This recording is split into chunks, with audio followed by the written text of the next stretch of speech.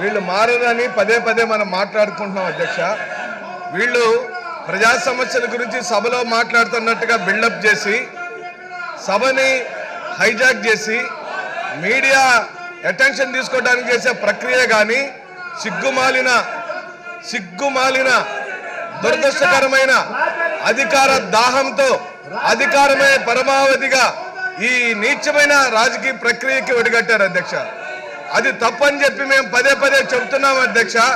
వాళ్ళు మారటం లేదు. ఇది చల్లటాన్ని విసరటాన్ని మొక్క మీద వేసి కొట్టడం అనేది చాలా చాలా తప్పు. దాన్ని మార్చుకోమని చెప్పి కూడా నేను కోరుతూ అధ్యక్ష నేను అడుగుతున్నా, ఏం సాధించారు మీరు? 2014లో 19లో మీ నారా చంద్రబాబు నాయుడు పరిపాలించినప్పుడు ఈ రాష్ట్రానికి ఏం జరిగిందో చర్చిద్దామంటే సభలోంచి పారిపోతారు. మీ నాయకుడు ఇచ్చిన హామీల గురించి చర్చిద్దామంటే సభలోంచి పారిపోతారు. జగన్మోహన్ రెడ్డి గారికి ఉన్న క్రెడిబిలిటీ, చంద్రబాబు నాయుడుకి ఉన్న క్రెడిబిలిటీ గురించి మాట్లాడదామంటే పారిపోతారు. చంద్రబాబు నాయుడు ఏం సాధించాడు 2014 నుంచి 19 కాలంలో ఈ రాష్ట్రానికి ఏం చేశాడంటే చెప్పడానికి మీ దగ్గర గణాంకాలు లేవు. గణాంకాలు చెబుతావయ్యా కూర్చొని వినండి అంటే వినే ఓపిక సహనం లేదు అధ్యక్ష. పట్టుమని కొన్ని రోజుల్లో ఎన్నికలుంటే ఇంకా ఈ వ్యవహార శైలితో, ఈ దౌర్భాగ్యమైన రాజకీయ వ్యవహార శైలితో తెలుగుదేశం పార్టీ వారి సభని ఈ విధంగా డిస్టర్బ్ చేయకూడదు. ఇక్కడ కూర్చున్న సభలో ఉన్న వాళ్ళందరికీ హక్కులు ఉన్నాయి. మేమందరం ప్రజాప్రతినిధులుగా ప్రజలకు సంబంధించిన సమస్యలతో ఈ సభలోకి వచ్చాం. దాని గురించి మాట్లాడుకోవాలి, ఈ సాధించిన విజయాల గురించి మాట్లాడుకోవాలని ఈ సందర్భంగా నేను మనవి చేస్తూ నేనేమడగట్లా.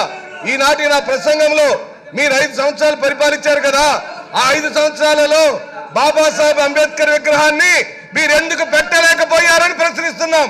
దానికి మీ దగ్గర సమాధానం ఉందా? లేదు, మీ దగ్గర సమాధానం లేదు.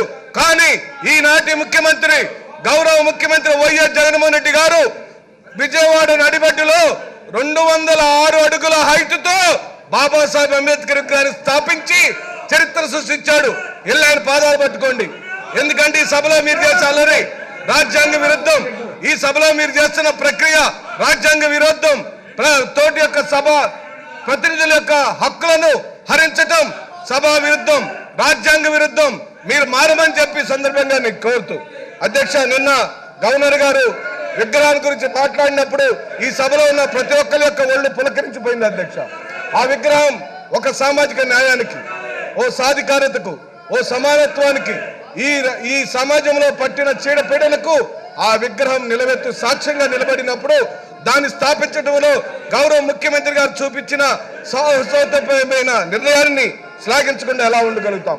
దాని గురించి మాట్లాడటానికి వీళ్ళకి ఎక్కడ సిగ్గులేదని నేను మనవి చేస్తూ అధ్యక్ష, జగన్మోహన్ రెడ్డి గారు ప్రధానంగా తీసుకున్న రంగాల్లో విద్యారంగం. ఈ రోజున చంద్రబాబు నాయుడు గారు విద్యారంగాన్ని ఏ విధంగా సర్వనాశనం చేశాడో, నారాయణకు, చైతన్యకు, ఆంధ్ర రాష్ట్ర యొక్క బిడ్డల యొక్క భవిష్యత్తును ఏ విధంగా తాకట్లు పెట్టాడో, విద్యని అందరినీ ద్రాక్షగా ఎలాగా మార్చాడో, కార్పొరేట్ శక్తులతో విద్యారంగాన్ని ఎలా భ్రష్టు పట్టించాడో మనం చూసాం అధ్యక్ష. ఈ రోజున గౌరవ ముఖ్యమంత్రి గారు తీసుకొచ్చిన తన పరిపాలన సంస్కరణలో ప్రధానమైంది విద్యారంగంలో ఆయన సమున్నతమైన లక్ష్యాలు సాధించాడు అధ్యక్ష. నిన్న గవర్నర్ గారు కూడా వారి యొక్క ప్రసంగంలో చెప్పారు, 15,000 రూపాయల అమ్మఒడి లాంటి కార్యక్రమం, నాడు నేడు లాంటి కార్యక్రమం, జగనన్న గోరుముద్ద లాంటి కార్యక్రమం, జగనన్న విద్యా దీవెన లాంటి కార్యక్రమం,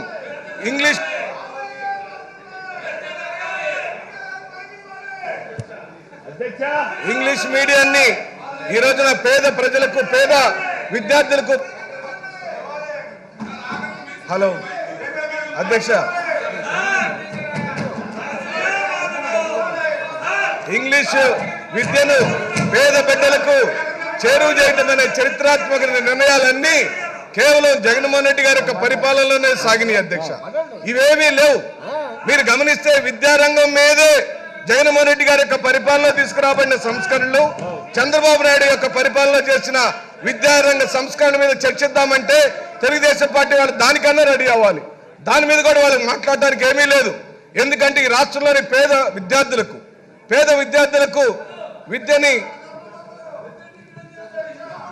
విద్యని అందరినీ ద్రాక్షగా చేశాడు అధ్యక్ష. ఇది చాలా మంది తల్లులకు గుండెకోత అధ్యక్ష. పెరిగిన బిడ్డలకు చదివించుకోవాలని, పెరుగుతున్న బిడ్డలకు నాణ్యమైన విద్య అందించాలని, ఆ బిడ్డలను సమాజంలోని అభివృద్ధికి అందించాలనే ప్రతి తల్లి కోరుకుంటుంది అధ్యక్ష.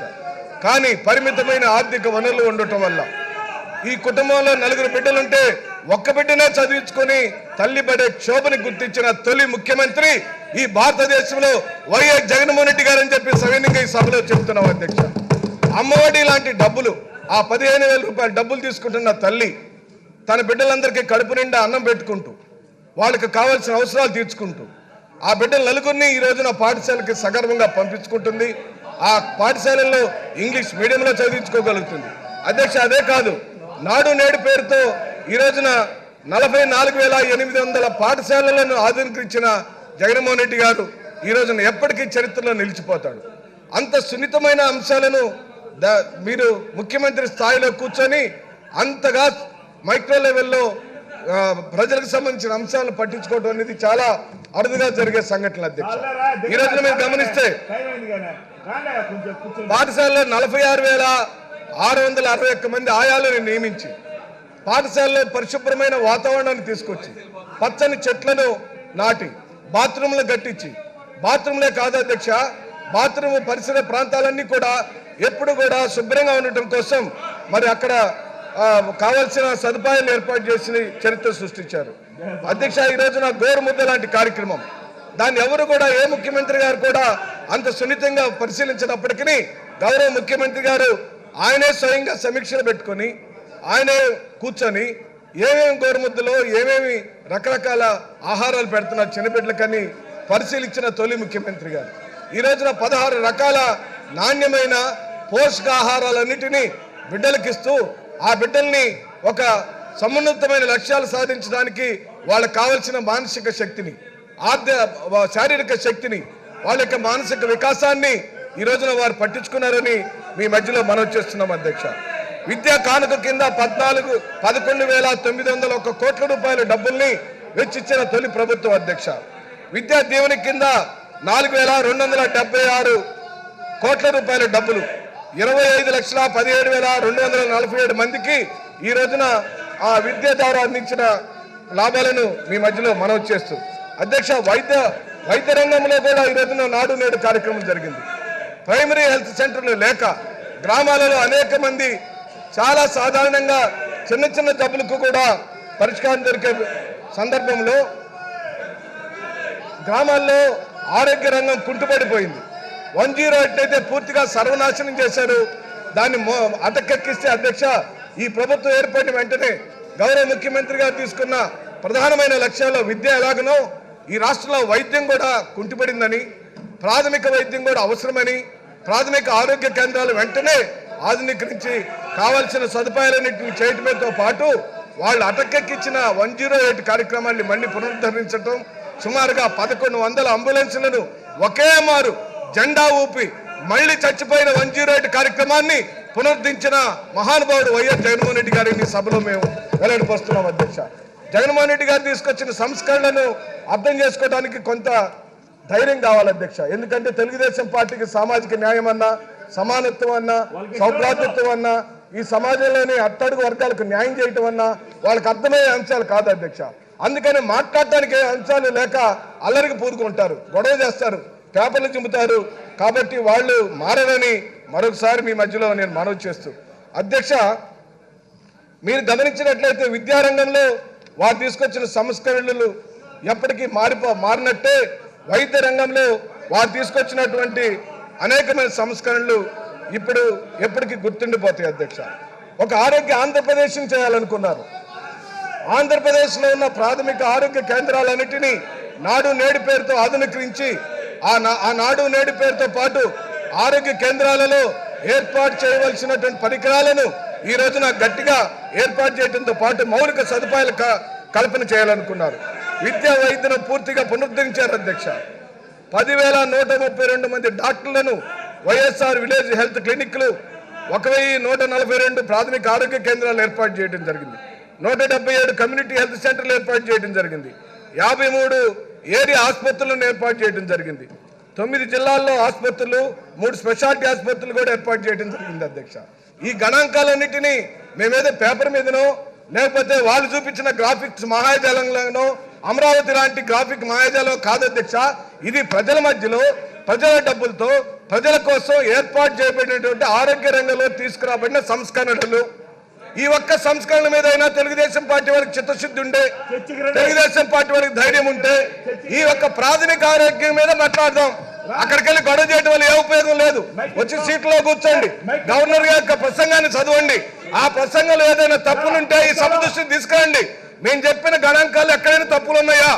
అది ప్రాథమిక ఆరోగ్యం అయినా ప్రాథమిక విద్య అయినా నేను చెప్పిన గణాంకాలు తప్పులు ఉన్నాయని చెప్పి అడుగుతున్నాం. ఎందుకంటే అధ్యక్ష, చర్చల్లోకి రారు, చర్చల్లో పార్టిసిపేట్ చేయరు, ఈ గణాంకాలు వినరు, నిజాలు తెలుసుకోరు. కేవలం వాళ్ళ నాయకుడి యొక్క దృష్టిలో పట్టడానికి గైన మీ దగ్గరకు వచ్చి అరవటం, మిమ్మల్ని అవమానపరచడం, మీ మీద పేపర్లు చల్లటం ఈ ఆంధ్ర రాష్ట్ర ప్రజలు గమనించమని గొప్పగా అడుగుతున్నాం. అధ్యక్ష, వాళ్ళు సభ్యులుగా ప్రజలచే ఎన్నుకోబడిన ప్రజాప్రతినిధులుగా ఈ సభలో వాళ్ళ ప్రశ్నలు వేసే హక్కు వాళ్ళకు ఉంది, ఈ సభ దృష్టికి తెచ్చే హక్కు ఉంది. కానీ ఇదేం అన్యాయం అధ్యక్ష? గవర్నర్ గారి యొక్క ప్రసంగానికి ధన్యవాదాలు చెప్పే గౌరవప్రదమైన సంస్కారం ఈ రోజున ఈ ప్రభుత్వం సాధించిన విజయాలను ఈ సభ దృష్టికి మేము తీసుకొచ్చినప్పుడు ఏమైనా తప్పులుంటే చెప్పమానండి, చెప్పిన గణాంకాలు తప్పులుంటే చెప్పమానండి. మేము పెట్టిన ఏరియా హెల్త్ సెంటర్లో ఎక్కడైనా తప్పుంటే చెప్పమానండి. Family health doctor family doctor అనే కాన్సెప్ట్ లో ఏమైనా తప్పులుంటే చెప్పమనండి. ఏమీ లేవు, తప్పులు చెప్పడానికి ఒక్కటి కూడా లేవు. ఎందుకంటే వాళ్ళు పరిపాలన చేసిన శూన్యం కాబట్టి ఈ రోజున వాళ్ళు ఈ విధంగా సభని తప్పుదో పట్టిస్తున్నారని మీ ద్వారా తెలియపరుస్తారు. అధ్యక్ష, ఈ రోజున ఈ రాష్ట్రంలో ప్రస్తుతం 11 వైద్య కళాశాలలు ఉన్నాయి అధ్యక్ష. వాటిని బలోపేతం చేసుకుంటంతో పాటు నర్సింగ్ కాలేజీలతో కూడిన 17 వైద్య కళాశాలలు, గిరిజన ప్రాంతాల్లో 5 మల్టీ స్పెషాలిటీ ఆసుపత్రులను నిర్మించడానికి ప్రభుత్వం శ్రీకారం చుట్టింది. అధ్యక్ష, ఇది నిజంగా అభినందించాల్సిన సందర్భాలు. ఈ రాష్ట్రంలోని పేదవాళ్ళు 80% మంది పేదవాళ్ళు సరైన విద్య లేక, సరైన వైద్యం లేక అల్లాడిపోతుంటే ఆయా రంగాలలో తీసుకొచ్చిన గణనీయమైన మార్పులను శ్లాఘించాల్సిన సందర్భం, ఒప్పుకోవాల్సిన సందర్భం. నిజాయితీగా మేము చెప్తున్నాం, మేము ఈ అంశాలు నవరత్నాలైన అంశాలు జగన్మోహన్ రెడ్డి గారు తీసుకొచ్చిన విప్లవాత్మకమైన మార్పుల విషయంలో మాకు చిత్తశుద్ధి ఉంది అధ్యక్ష. కోతవేటి దూరంలో ఎన్నికలు ఉన్నాయి. ఈ రోజున ఈ సభలో కూర్చున్న వాళ్ళు రేపు జగన్మోహన్ రెడ్డి గారి యొక్క నాయకత్వంలో ఫ్యాన్ గుర్తు మీద ఓటేయమని అడగటానికి మా దగ్గర నవరత్నాలు లాంటి కార్యక్రమాలని మీ దగ్గర ఏముంది అధ్యక్ష? గ్రాఫిక్ మాయాజాలంలో చూపించిన అమరావతి, మీరు మోసం చేసిన మహిళలు రుణాలు మాఫీ చేస్తానని మహిళలు మోసం చేశారు, రుణాలు మాఫీ చేస్తామని రైతులు మోసం చేశారు. అంత మోసం దగా, మీ దగాకోరు పరిపాలనని అంతమందించి ఈ రోజున జగన్మోహన్ రెడ్డి గారు తీసుకొచ్చిన ఈ పరిపాలనలో తీసుకొచ్చిన మార్పుల గురించి మాట్లాడుతుంటే వినడానికి మీకు ఓపిక లేదంటే ఎవరేం చేయగలుగుతారు అధ్యక్ష? ఇదే కాదు అధ్యక్ష, రైతు రంగంలో ఈ రోజున వ్యవసాయ రంగం గురించి మాట్లాడతాం. వ్యవసాయ రంగం గురించి అయినా వాళ్ళందరూ మాట్లాడడానికి సిద్ధంగా ఉంటే వచ్చి కూర్చోమనండి అధ్యక్ష. వ్యవసాయ రంగం గురించి అని చర్చిద్దాం. మీ హయాంలో వ్యవసాయ రంగానికి మీరు ఏం చేశారో చెప్పండి. మేమేం చేశామో గవర్నర్ గారు చెప్పారు. గవర్నర్ గారు చెప్పింది పేపర్ మీద ఉంది, మీ ముందు నోట్స్ ఉన్నాయి, దాన్ని మీరు చదవండి. అధ్యక్ష, నేను అన్నట్ల వ్యవసాయ రంగంలో నారా చంద్రబాబు నాయుడు గారు ఈ రాష్ట్ర ప్రజలకు పెద్ద గుండు సున్నా చుట్టాడు, రైతులకు అన్యాయం చేశాడని నేను చెబుతాను అధ్యక్ష. ఈ సభలో ఎలా చేశాడంటే 86,000 కోట్ల రూపాయల రైతు రుణాలను మాఫీ చేస్తానని మోసం చేసి 2014లో ముఖ్యమంత్రి అయిన వాడు ఎన్ని వేల కోట్లు మీరు తీర్చారో ఈ సభకు చెప్పమని అడుగుతున్నాం. మేమేం అడగట్లేదు అధ్యక్ష. మీరు చెప్పిన హామీ 2014లో నారా చంద్రబాబు నాయుడు ఇచ్చిన హామీ రైతు రుణాలు మాఫీ 86,000 కోట్లు కదా. మీరు రైతు రుణాలు ఎంత తీర్చారో లెక్క చెప్పండి అయ్యా అని అడుగుతున్నాం. మీ దగ్గర లెక్కలు ఉన్నాయా? మీ దగ్గర గణాంకాలు ఉన్నాయా? రైతు రుణాలకు సంబంధించి మీరు ఏమైనా చేశారా? ఇదిగో మేము చేశాం అధ్యక్ష. ఈ రోజున ఈ రాష్ట్రంలోని రైతులకు ఆర్బిక సెంటర్లు ఏర్పాటు చేశాం. ఈ రోజున రైతులకు రైతు రుణాలను మాఫీ చేయడం కోసం రైతు భరోసా డబ్బులను 13,500 రూపాయల డబ్బులను రైతులకు ఇవ్వడం జరుగుతుంది అధ్యక్ష. ఆర్బిక సెంటర్లను ఏర్పాటు చేయడం అంటే సామాన్యమైన విషయం కాదు. గ్రామాల్లోని పేదవాళ్లకు, పేద రైతులకు ఇది ఒక ఆసరగా నిలబడిందని మీ ద్వారా మనవి చేస్తాం అధ్యక్ష. రైతు భరోసా కేంద్రాలు ఏర్పాటు చేయడమే కాదు, పండించిన పంటలకు గిట్టుబాటు ధరలు ఇచ్చాడు. ఈ ప్రభుత్వంలో రైతులందరూ సుభిక్షంగా గుండె మీద చేసుకొని ఏ ఇబ్బంది లేదు. ఏదో వర్షం వచ్చినా వరద వచ్చినా బీభత్సం వచ్చినా ఈ రాష్ట్రంలో గౌరవ ముఖ్యమంత్రి వైఎస్ జగన్మోహన్ రెడ్డి గారు రెడీగా ఉన్నాడు. మిమ్మల్ని ఆదుకోవడానికి రెడీగా ఉన్నాడు, మమ్మల్ని ఆదుకోవడానికి రెడీగా ఉన్నాడని రైతులు ఆనందంగా ఉంటే చూసి వచ్చుకోలేని తెలుగుదేశం పార్టీ వాళ్ళు మేమే అడగట్లా. అది కూడా నేను అడుగుతున్నాను అధ్యక్ష, అయ్యా మీ హయాంలో నారా చంద్రబాబు నాయుడు 5,000 కోట్ల రూపాయల ధరల స్థిరీకరణ నిధి పెడతానన్నాడు, పెట్టాడా అని అడుగుతున్నాం. లేదు అధ్యక్ష, 5,000 కోట్ల రూపాయల ధరల స్థిరీకరణ నిధి పెట్టి రైతులకు ఎప్పుడు ఇబ్బంది వచ్చినా ఆదుకుంటానని చెప్పిన చంద్రబాబు నాయుడు ఆదుకోలేక నిష్క్రమించాడు. ఆ చంద్రబాబు నాయుడు మళ్ళీ వచ్చి పరిపాలిస్తానంటే రైతులు నమ్మే పరిస్థితి లేదని ఈ సందర్భంగా మనవి చేస్తూ అధ్యక్ష, స్త్రీ సాధికారత గురించి మాట్లాడుకుందాం, స్త్రీ సంక్షేమం గురించి మాట్లాడుకుందాం. ఈ దేశంలోని అనేక మంది ప్రముఖులు బాబాసాహెబ్ అంబేద్కర్ కానీ, పూజ్య బాపూజీ కానీ, పూలే గారు కానీ ప్రతి ఒక్కళ్ళు మహిళా సాధికారత గురించి కోరుకున్నారు అధ్యక్ష. అనేక మంది ప్రముఖులు దేశంలోని ప్రపంచంలోని అనేక మంది చేయలేని సంస్కరణలు, ఈ దేశంలోని అనేక మంది ముఖ్యమంత్రులు సాధించలేని విజయాలు స్త్రీ సంక్షేమంలో గౌరవ ముఖ్యమంత్రి గారు సాధించారు అధ్యక్ష. ఈ రోజున చేయూత లాంటి కార్యక్రమం, ఆసరా లాంటి కార్యక్రమం, 0 వడ్డీకే రుణాలాంటి కార్యక్రమం, ఆ మహిళలకు ఇళ్లు కట్టించిన విధానం, ఇచ్చిన ఇళ్ల పట్టాలు, వీటన్నిటి గురించి మనం మాట్లాడదాం.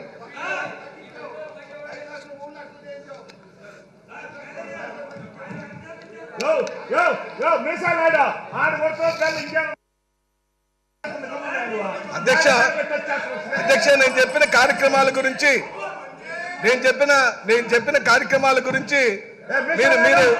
మీరు వాళ్ళకి చిత్తశుద్ధి ఉంటే స్త్రీ మహిళా అభివృద్ధి పైన, మహిళా సాధికారత పైన గవర్నర్ గారు పలకరించిన గణాంకాలు కానీ, గవర్నర్ గారు ప్రసంగంలో తీసుకొచ్చిన అంశాల మీద కానీ, వైఎస్ జగన్మోహన్ రెడ్డి గారు సాధించిన విజయాలు, వైఎస్ జగన్మోహన్ రెడ్డి గారు తీసుకురాబడిన సంస్కరణలు, లేదా చంద్రబాబు నాయుడు పరిపాలన చేసిన సంస్కరణలు, ఇవే కదా అధ్యక్ష. మేమేమో జగన్మోహన్ రెడ్డి గారు పరిపాలనలో మహిళా సాధికారత జరిగిందని మేము చెప్తున్నాం. జరగలేదని తెలుగుదేశం పార్టీ కోరుకుంటే అక్కడి నుండి బలలు కొట్టడం వల్ల ఏ ఉపయోగం ఉంది అధ్యక్ష? ప్రసంగం విని తప్పులుంటే, గణాంకాల్లో తప్పులుంటే చెప్పమని అడుగుతున్నాం అధ్యక్ష. రోడ్డు సైడ్ అల్లరి బ్యాచ్ మొత్తాన్ని చంద్రబాబు నాయుడు సభలోకి తెచ్చాడు. ఏమైనా అర్థం ఉంది అధ్యక్ష వీళ్ళు చేసే పని? ఈరోజున మీరు గమనించండి అధ్యక్ష, చేయూత లాంటి కార్యక్రమం మీరు ఎప్పుడైనా విన్నారా? వైఎస్ఆర్ చేయూత లాంటి కార్యక్రమం అధ్యక్ష, 45 ఏళ్ళ నుండి నిండిన ఎస్సీ, ఎస్టీ, బీసీ మైనార్టీలోని మహిళలకు ఆరోగ్యము అంతగా సరిగా ఉంటుంది. ఎందుకంటే అధ్యక్ష, చిన్న వయసులోనే పెళ్లి చేయబడి కూర్చుంటే లెగలేక, లేస్తే కూర్చోలేక బాధపడిపోతూ ఆరోగ్యం సన్నగిలిపోయి పోషకాహార లోపం వల్ల బిడ్డలకు పోషణకు ఎంతో కష్టపడుతున్న తల్లికి 45 ఏళ్ళు వచ్చేసరికి ముసలితోనే రావటం, ఆ 45 ఏళ్ళు నిండిన మహిళలకు ఆసరాగా ఉండాలని మేము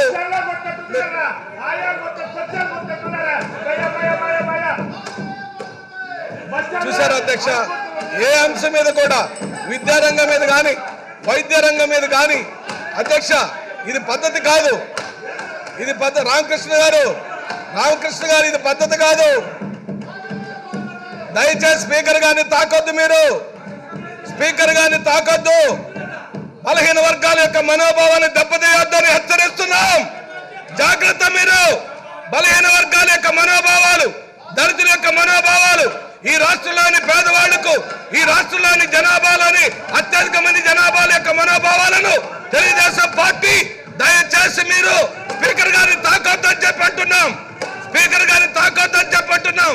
స్పీకర్ గారి జోలి పోవద్దు. మీరు స్పీకర్ గారిని శారీరకంగా తాగటం తప్పు. ఇది సభ ఖండించాలి. ఇది భావే కాదు.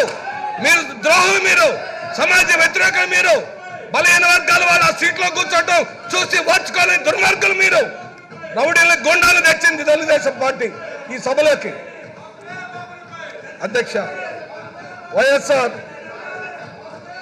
మీరు గమనించండి అధ్యక్ష, చేయూత లాంటి ప్రోగ్రాం ఎవరైనా ఈ దేశంలో ఎస్సీ, ఎస్టీ, బీసీ, మైనార్టీ మహిళలకు 45 ఏళ్ళు నిండిన వాళ్ళకి ఈ విధంగా ఆర్థిక సహాయం చేయటం అనే కార్యక్రమాన్ని ఒక్క జగన్మోహన్ రెడ్డి గారు మాత్రమే చేయగలుగుతారని సవినయంగా చెప్పగలుగుతున్నాం అధ్యక్ష.